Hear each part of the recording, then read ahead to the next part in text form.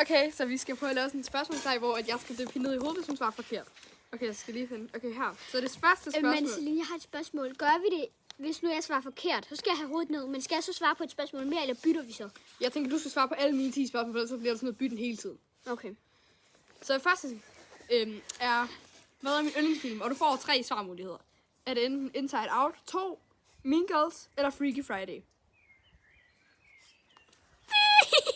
Du skal svare. Freaky Friday. Nej, kom nu.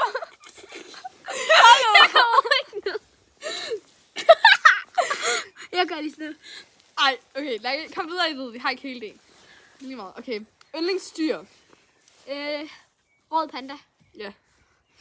Drømmejob. Er det dyrepasser, bogholder, ambulanceredder eller rengøringsdame? Dyrepasser. Ja, super rigtigt. Yndlingssanger. Nej, Marcus og Martinus. Korrekt. Så det her er 2 muligheder. Du Hvad skal var din sige yndlingsfilm egentlig? Mean Girls. Men, altså, der er 4 svarmuligheder. Der er 2 af dem, der er rigtige. Og du skal bare svare en af dem rigtige, og du må gerne sige 2. Ja. Et sted eller et by, jeg godt gad at bo, når jeg bliver voksen. Odense og København. Det er rigtigt. Med Odense. Odense og Aarhus. Okay. Jeg kan jo da ikke svarmulighederne. Ja. Yndlingsfarve. Skal du? Lyserød. Ja.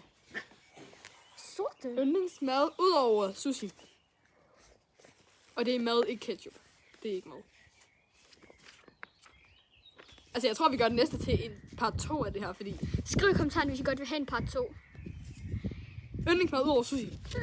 Pizza. Okay, har jeg et crush? Nej. Korrekt. Ja. Yndlingstal. 4. Ja. Yndlingsdag, og her får du, er det jeres fødselsdag, altså dig, mor og fars fødselsdag, juleaften eller min fødselsdag. Mig, mor og fars fødselsdag. Ja. Det var 10 spørgsmål. Ja! Skal du sige en her part 2?